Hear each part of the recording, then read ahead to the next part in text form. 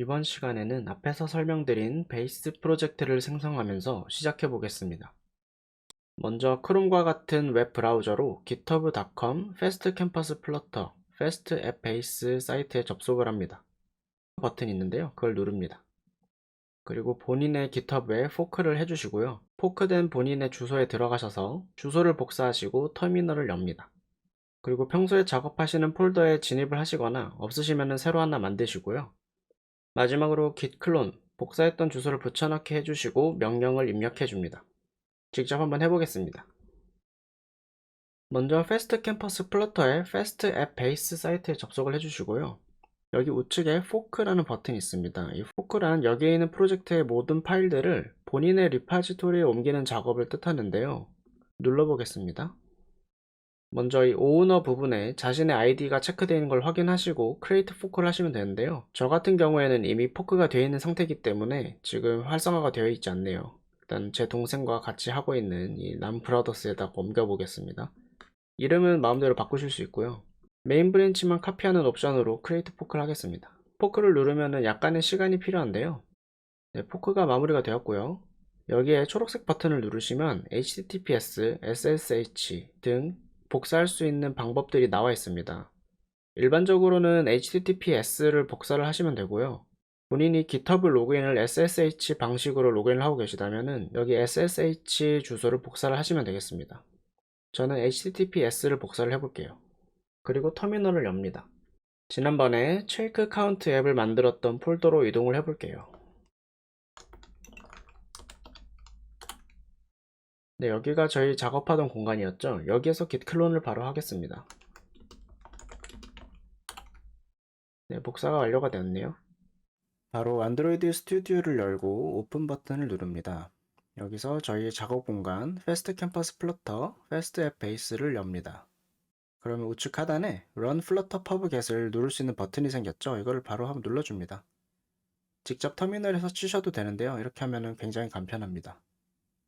저희의 프로젝트는 여기 메인 다트 그리고 앱 다트 이렇게 두 가지 파일이 메인 진입점이 되겠습니다. 저희 에뮬레이터에 바로 빌드를 한번 해볼까요? 액션 검색을 통해 러닝 디바이스를 찾아주시고요.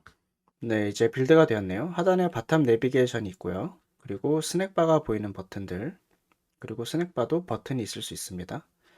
그리고 다이얼로그, 네 아니오를 대답할 때마다 다른 결과물을 내보낼 수 있고요. 그리고 메시지 다이얼로그, 그리고 왼쪽에 있는 좌측 메뉴 보기, 좌측에 있는 이 버튼도 동작합니다. 여기에는 라이트 모드와 다크 모드를 바꿀 수 있는 버튼이 있고요. 하단에 랭귀지를 바꿀 수 있는 버튼이 있습니다. 이러한 기능들과 구조를 패스트 앱 베이스 코드에 모두 넣어놨습니다.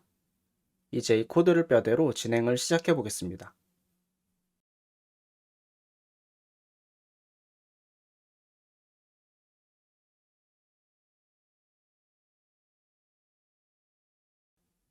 이번 시간에는 만들어 볼 또스 앱 UI에 대한 간단한 소개, 그리고 위젯에 대한 계획에 대해서 설명을 드리겠습니다.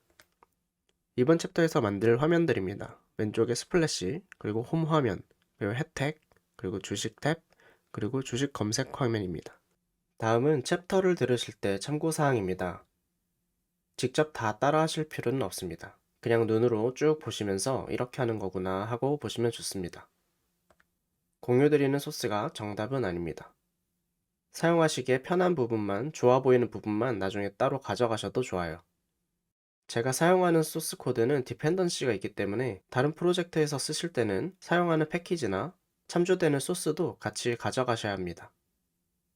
그래서 패스트 앱 베이스가 아닌 다른 곳에서 영상에 나오는 코드를 따라하려고 하면 잘 안 될 수 있습니다.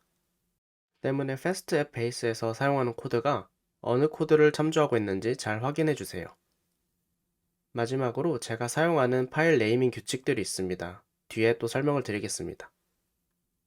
직접 다 따라 하실 필요는 없지만 혹시 원하시는 분들을 위해서 아이콘을 따로 압축해서 준비해 놨으니 해당 주소를 복사를 하셔서 다운받으셔서 사용하시기 바랍니다.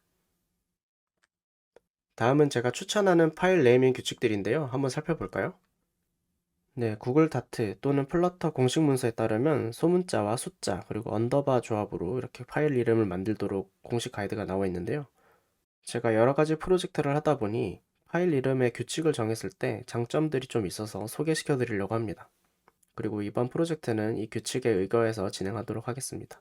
가장 먼저 위젯은 W 언더바로 시작하도록 파일 이름을 정합니다. 위젯의 단위들은 이렇게 작은 어떤 버튼 정도의 작은 어떤 컴포넌트의 단위가 되겠습니다. 다음은 스크린입니다. 이렇게 파란색 영역으로 화면을 전체를 덮는 이 영역을 스크린이라고 지정하겠습니다. 그리고 프래그먼트는 스크린 내부의 일부의 부분을 차지하고 있는 이 위젯 영역을 말합니다. 작은 위젯의 컴포넌트보다는 크고 스크린보다는 작은 영역이기 때문에 프래그먼트라는 단위로 따로 분리해 주었습니다. 그리고 다이얼로그, 팝업 다이얼로그나 버텀 시트를 말합니다. 그리고 밸류 오브젝트는 각각의 어떤 컴포넌트에서 그냥 숫자가 아닌 신용카드라든지 아니면은 투자의 펀드, 그런 어떤 클래스 개념을 지칭할 때 이 밸류 오브젝트라는 단위를 사용하는데요. 다른 파일들과 헷갈리지 않기 위해서 VO라는 앞에 프리픽스를 붙이도록 합니다. 그리고 마지막으로 DTO라는 개념이 있는데요. 이 부분은 클라이언트 밖에 있는 어떤 서버에서 데이터를 주고받을 때 서로 간의 데이터 규약과 그리고 형태들을 DTO라는 단위로 정의하도록 하겠습니다. 네, 이렇게 6가지의 어떤 규칙들을 추가를 했는데요. 그 이상으로 사용하게 되면 너무 과하고 불편하기 때문에 이렇게 6개 이상으로 더 규칙을 만드는 것은 추천하지 않습니다. 이렇게 파일 앞부분에 프리픽스라고 붙이는데요. 이것들을 붙였을 때의 장점은 파일의 이름이 짧아지고 그리고 해당 파일이 어떤 역할을 하는지 코드를 보지 않고 파일 이름만 보고도 바로 이해할 수 있습니다. 예를 들면은 VO 배너의 경우에는 배너에 대한 어떤 객체 정보가 들어있다는 걸 알 수 있고 W 배너는 어떤 영역의 배너 위젯을 표현하는 것을 알 수 있을 겁니다. 네, 마지막 장점은 안드로이드 스튜디오나 VS 코드에서 프로젝트의 파일들을 관리할 때 모든 파일들이 리스팅이 될 때 W끼리 리스팅이 되고 VO들끼리 리스팅이 되기 때문에 따로 패키징을 하지 않더라도 파일 정리가 깔끔하게 되는 장점이 있습니다. 네, 바로 스플래시 화면을 만들어 가면서 실제로 앱 만들기를 시작해 보도록 하겠습니다.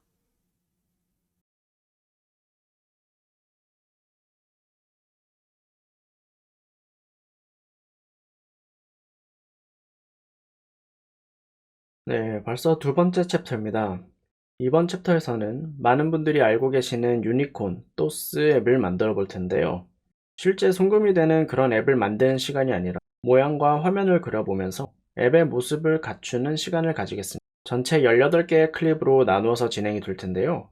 앱의 모습이 하나씩 갖춰 나가는 걸 관람하듯이 쭉 봐주시고 궁금한 부분들이 있다면 일시정지를 해서 자세히 살펴보시면 좋을 것 같습니다. 오늘은 간단한 소개를 곁들여 이 챕터의 방향을 알려드리겠습니다. 앱을 새로 만들 때 늘 마주하는 고민들이 있습니다. 1번, 처음 시작은 어떤 뼈대로부터 시작할 것인가? 크리에이트 플러터로 만들기는 쉬운데 정말 들어있는 게 없어서 하나하나 찾아서 작업을 해주어야 합니다. 같은 맥락으로 일반적으로 하단에 있는 바텀 내비게이터와 각 탭의 히스토리 관리를 만드는데 잘된 예제와 코드를 찾아서 한 세월입니다. 또 안드로이드의 경우 백버튼을 눌렀을 때 히스토리에서 빠져나오고 홈으로 이동하는 부분들을 구현해야 하는데 또 그 부분이 오래 걸립니다. 3번, 다이얼로그는 어떻게 띄워야 할지, 또 띄운 뒤에 처리는 어떻게 해야 할지, 띄워서 디자인을 또 바꾸고 싶은데 핫 릴로드가 적용이 안 됩니다. 그래서 다이얼로그를 닫고 또 수정을 하고 다시 다이얼로그를 띄우고 계속 반복하는 이런 불편한 작업들이 있습니다. 4번, 국제 언어 설정입니다. 플러터는 언어 국제화 기본 틀 양식이 제공되지만 배우기가 조금 어렵고 적용할 때 까다롭습니다. 마지막으로 다크 테마를 구현하려고 하면 또 관련해서 공부를 한참 해야 하고 라이트 모드, 다크 모드 외에 하늘색 테마를 만든다거나 핑크 테마를 만든다거나 하려면 간단하게 되지 않는 문제들이 있습니다. 이런 문제들을 해결하기 위해서 제가 기초 틀을 만들었고 여러분께 무료로 소스를 제공해 드립니다. 이 소스를 최초에 빌드하시면 화면이 왼쪽처럼 나오는데요. 스낵바와 확인 취소 다이얼로그, 간단한 메시지 다이얼로그, 또 좌측 메뉴를 열 수 있는 버튼이 있습니다. 또 다크모드 버튼도 있어서 직접 눌러서 테스트 해보실 수가 있어요. 마지막으로 하단의 언어 버튼을 누르면 한글과 영어 변경을 해보실 수 있습니다.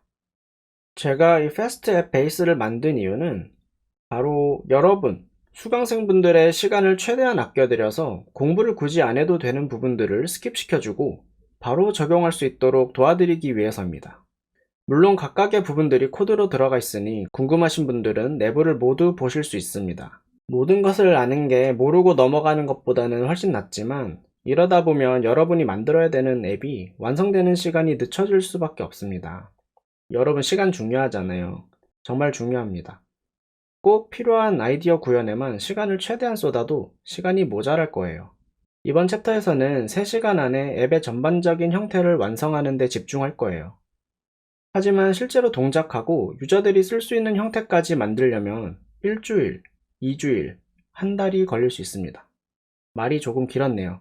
개발 시간을 줄이고 출시를 빨리 하시려면 모든 걸 공부하는 것보다는 앱을 완성하는 데 집중을 하는 편이 생산적이라는 이야기였습니다.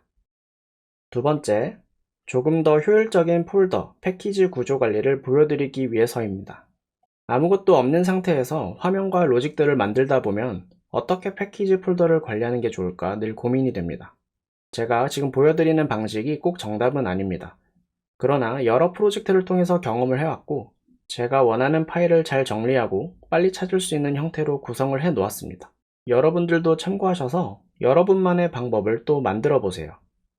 또스 앱 만들기 인트로는 여기까지였습니다. 자, 그럼 만들어 볼까요?